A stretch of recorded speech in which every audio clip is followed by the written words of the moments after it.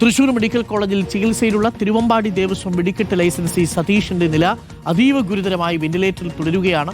6 പേരുടെ നില തൃപ്തികരമാണ്. ഇവരെ വാർഡുകളിലേക്ക് ഇപ്പോൾ മാറ്റിയിട്ടുണ്ട്. ICUവിൽ ഇപ്പോൾ നിലവിൽ 4 പേരാണ് ചികിത്സയിലുള്ളത്. സോണൽ കൃഷ്ണയുണ്ട്. സോണൽ, ഒരു ഭാഗത്ത് പൂരം വേണോ വേണ്ടയോ എന്നുള്ളതിനെക്കുറിച്ചുള്ള ചർച്ച നടക്കുമ്പോൾ ആ പൂരത്തിന്റെ നടത്തിപ്പുകാരിൽ ലൈസൻസിയായ ഒരാൾ വെന്റിലേറ്ററിൽ ജീവൻ മരണ പോരാട്ടം നടത്തുകയാണ്. ഇപ്പോഴും എനിക്കൊന്ന് 70% പൊള്ളലേറ്റിട്ടുണ്ട് സതീഷിന് എന്നുള്ളതാണ്. വെന്റിലേറ്ററിൽ ഗുരുതരാവസ്ഥയിലാണ് സതീഷ് അടക്കം 4 പേരെന്നാണോ മനസ്സിലാക്കേണ്ടത് സോണൽ? തീർച്ചയായിട്ടും ഏറ്റവും സങ്കടകരമായിട്ടുള്ള കാര്യം അത് തന്നെയാണ്. വെന്റിലേറ്ററിലുള്ള ചികിത്സയിലുള്ള സതീഷ്, അദ്ദേഹത്തിൻ്റെ നില ഗുരുതരമായി തന്നെ തുടരുകയാണ്. മറ്റു 3 പേര് കൂടി ICUവിലുണ്ട് എന്നുള്ളതും ഏറ്റവും പ്രധാനപ്പെട്ട കാര്യമാണ്. അതിൽ അവരുടെ പേര് വിവരങ്ങൾ ഇങ്ങനെയാണ്.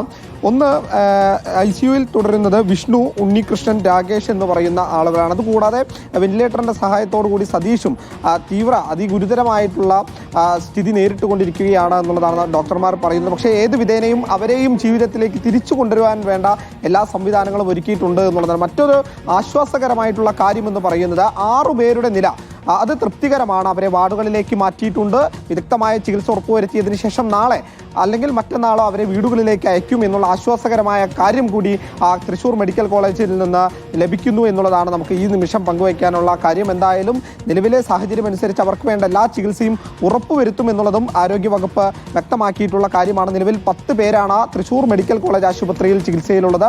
അതിൽ 4 പേരുടെ നില ഗുരുതരമായി തുടരുന്ന സാഹചര്യമുണ്ട്.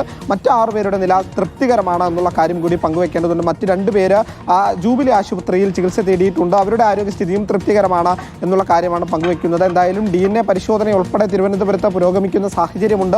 3 ദിവസത്തിനകം DNA പരിശോധനയുടെ ഫലം കൂടി ലഭിക്കും. അങ്ങനെയെങ്കിൽ കാണാതായ 4 പേരുടെ കാര്യത്തിലൊക്കെ ഒരു സ്ഥിരീകരണം വരും. 32 ശരീരഭാഗങ്ങളാണ് നിലവിൽ മോർച്ചറിയിൽ സൂക്ഷിച്ചിട്ടുള്ളത്. തിരിച്ചറിയാത്ത ഒരു ഭൗതികദേഹം കൂടിയുണ്ട്.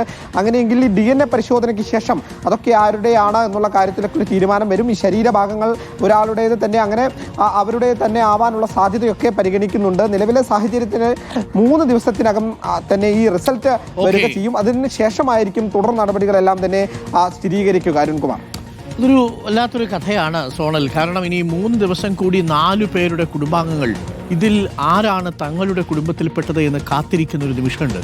10 പേര് അവരുടെ മരവിപ്പ് മാറാതിരിക്കുന്ന നിമിഷങ്ങളാണ്.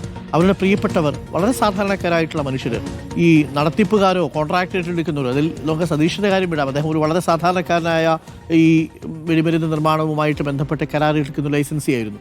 വളരെ സാധാരണക്കാരായ മനുഷ്യനാണ്. പക്ഷേ അതല്ലാതെ ഇത്തരം തീരുമാനങ്ങൾ എടുക്കുന്ന ദന്തഗോപുരങ്ങളിൽ ഇരിക്കുന്നവർക്കറിയില്ലല്ലോ നഷ്ടപ്പെട്ടു പോയ മനുഷ്യരുടെ സങ്കടവും ആ ശരീരഭാഗങ്ങൾ തങ്ങളുടെ കുടുംബത്തിൽപ്പെട്ട ഉറ്റവരുടേതാണോ എന്ന് കാത്തിരിക്കുന്ന മനുഷ്യരുടെ വിഷാദവും ഒന്നും മനുഷ്യർക്ക് പങ്കെടുക്കാൻ അല്ലെങ്കിൽ പങ്കുവയ്ക്കാൻ പറ്റുന്നില്ലെങ്കിൽ പിന്നെ നമ്മളൊക്കെ മനുഷ്യരാണോ എന്നൊരു ചോദ്യമുണ്ട്.